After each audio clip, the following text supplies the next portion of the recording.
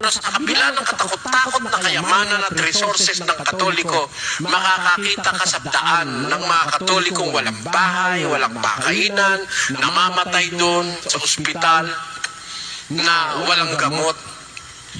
Lalo na pag ang ospital ay pinatatakbo ng Katoliko.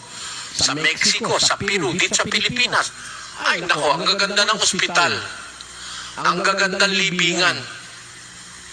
Pag dinala mo ron, hihingan ka ng advance Pag walang advance, diyan mo na may namimilipit ka nagchichismisan yung nurse At saka yung doktor, namimilipit ka, di ka mo napapansinin Katoliko rin yun. Katoliko rin yung mga nurse.